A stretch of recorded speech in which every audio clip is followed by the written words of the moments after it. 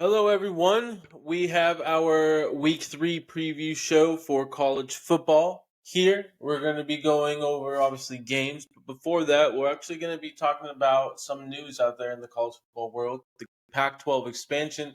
We'll be talking about that. That's, very, very interesting topic. Again, we'll talk about a handful of games. I definitely have a lot of games out there I want to talk about, and then just a few updates on recruiting across the country. So let's get into it.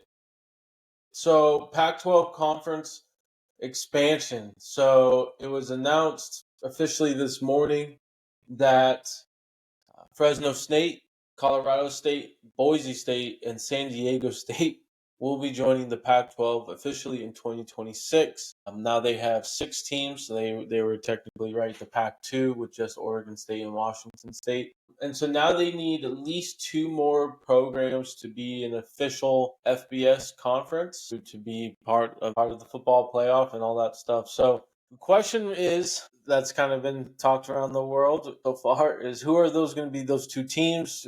What are just teams in general, like who can join this conference? And there's 9 teams that's already been floated out there. Memphis, Tulane, UTSA, Cal, Stanford, UNLV, Air Force, Wyoming, and New Mexico. If I was the commissioner, bring back Cal and Stanford.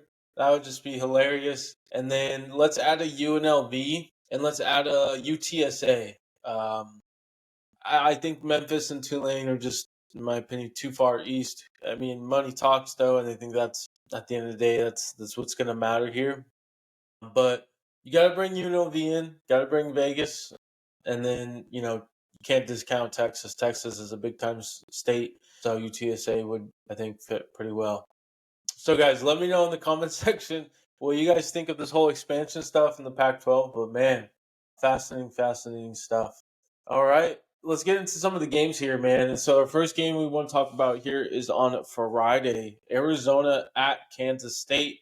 It's a 7-point spread. It started at 7, and the over/under continues to climb. I do think this is going to be a offensive sluggerfest. But I like Fafita. I like T Mac, and I don't trust Avery Johnson at the current moment. So give me the +7 and roll with Arizona. Next game here we're going to talk about here is Alabama traveling to Wisconsin. Rowdy, Wisconsin. Got a couple buddies there that's going to be there, so hopefully they enjoy themselves. Game was at 16.5. It's now at 16, so obviously it's kind of going towards Wisconsin. I do think this game is going to be like the first half, in my opinion. I don't know what the spread is there, but I think it's going to be a close game first half. Second half is when we see Alabama pull away and really can take control of this game. At the end of the day, just Wisconsin doesn't have the speed defensively. We've got some issues on their run defense right now, but yeah, this is definitely a good test for Wisconsin, good test for Alabama. Pretty much your first true road game, so there's obviously going to be some issues with those games that everyone. Next one here is LSU at South Carolina. Game opened at 8.5. LSU is now down to 7. I don't know. I like LSU here. I know they're having some issues and whatnot. I just think South Carolina is just not good. I understand that they won last week against Kentucky, but that just shows Kentucky's worse than South Carolina. I mean, South Carolina, they got some talent, young talent, but they're just so young, right? I mean, in my opinion, I think these kids are going to be on different schools next year and whatnot. So, yeah, give me LSU to win. Next game here I want to talk about here is Memphis at FSU.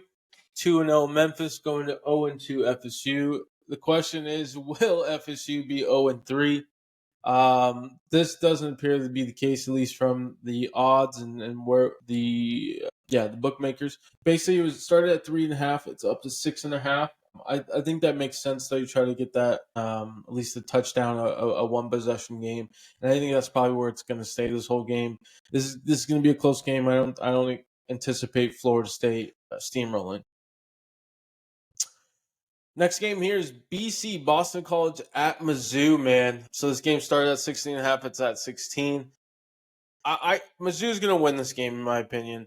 But what's fascinating me is Mizzou hasn't given up a point defensively. Again, it's Murray State and Buffalo, the two schools. That's still impressive regardless of who you're playing, in my opinion. I mean, to be able to shut out two college teams back to back weeks, that's pretty cool. But I like BC. I like kind of where they're headed. I like the QB, but I just think that the defense is going to be too much of an issue. Next one here is Oregon at Oregon State. Good rivalry early in the season. Always enjoy those, and that's kind of why I'm bringing this one up, and definitely have a couple others. But Oregon started at 14. It's up to 16 and a half. Last, I believe, 2 or 3 years, the home team has won this rivalry. Oregon State is at home. Oregon has not been looking good. They've been pretty much, in these one possession games. They did win by 10 points against Idaho, but they're just not looking good. They can't get pressure. The inside of that defense is not looking what everyone anticipated and expected. Offensive line isn't the best. They're a little bit banged up on that side, but still. And Oregon State's a rowdy place to play at. Give me the points. I do think Oregon wins though by a possession. Next one here is Tulane at Oklahoma.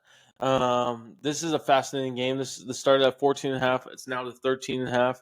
So it's definitely heading towards Tulane's way. Tulane's coming off a loss against K-State. Oklahoma just beat Houston 16-12. Very fascinating. My opinion, and this only comes to that Temple game. When I watched that Temple game with Oklahoma, to me it was if you can cover Burks, scheme him, game plan him, I think you'll have a chance to win games. And potentially Houston did that. I honestly did not watch that game. Apologies. Call myself an expert and whatnot, but hey, it is what it is. But I just feel like this is definitely going to be a closer game than that 14 and a half and even that 13 and a half. But I do think Oklahoma wins and pushes through. Next one here is Texas A&M at Florida. 3 points. It's staying at 3 points. Pretty much this is a pickup game. DJ Lagway is expected to play. Supposedly Florida is going to be doing this 2 QB system. I mean, give me DJ Lagway, man. If that man is starting and playing early on in this season, he's going to do some damage. So, and I think that is Napier's ticket to at least have another year of being a head coach. Because if not, I think he gets canned. Next one here is Washington State, and this is going to be our second and last one. We have one more after this.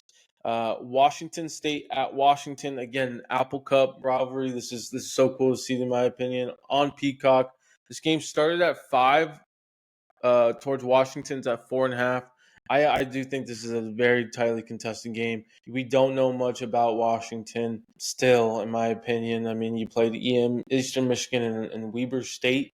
The offenses have looked good in those games, but so has Washington. Washington's able, and they played Texas Tech. Texas Tech is a good, solid program. Nothing crazy out there, but I mean, it's a power conference school. Those opponents that Washington played aren't. Give me Washington State. Why not? This whole Pac-12 expansion stuff and everything. They're going to be rolling high, and let's get Washington State on the map. All right, last one here, and it's pretty much one of the bigger games, I think.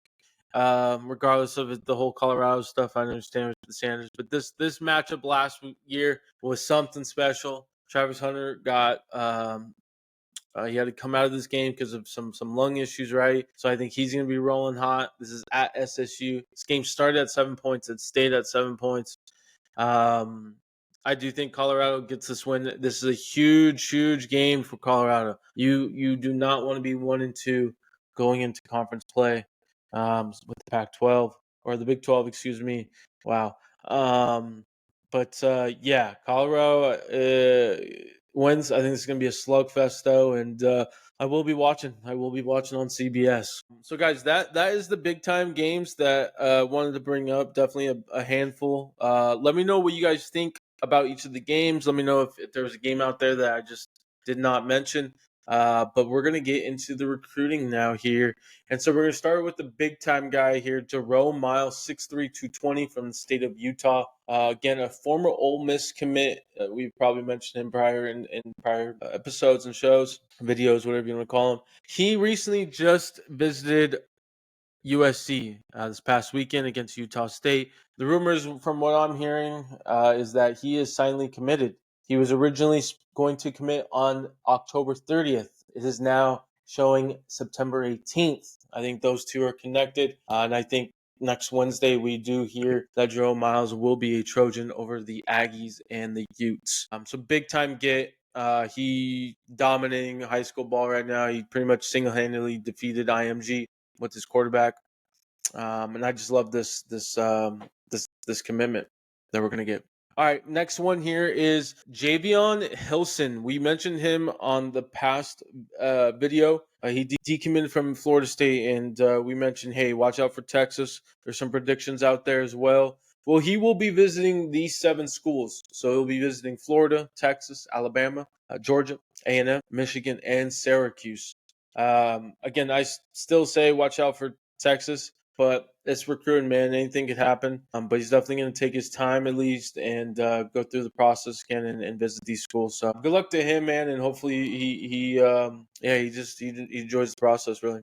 Next one here is something that we mentioned in this couple weeks out. I'm sure we'll mention him closer to that date. But on October 5th, Chase Linton, a former Rutgers commit, he decommitted last month, will be visiting Georgia again October 5th. So just stay tuned on that one. I'm sure we'll have some more information closer to that. Another big time recruit here is Michael Terry III. He will be visiting Texas this weekend, September 14th. Big time get for Texas. I know they're in a running for with him against Nebraska and Oregon. He was just at Nebraska this past weekend at the Colorado game. So this is a huge thing for Texas to get him back on campus. I think they've been the leader in my opinion, but I think Nebraska is that dark horse. Personally, I think Oregon is on the outside looking in, but it's Oregon. So you can never discount them either. So all right, and then lastly, guys, I really want to just highlight is Deuce Knight and his recruitment right now. So if you don't know, he is a current Notre Dame commit QB from out of Mississippi. Auburn has gone full throttle, full speed ahead on him. Has gotten him on campus these past 2 weekends to watch them play. And this Cal loss that happened, I think out of all the recruits, it's going to hurt some recruits, but I think it does impact him.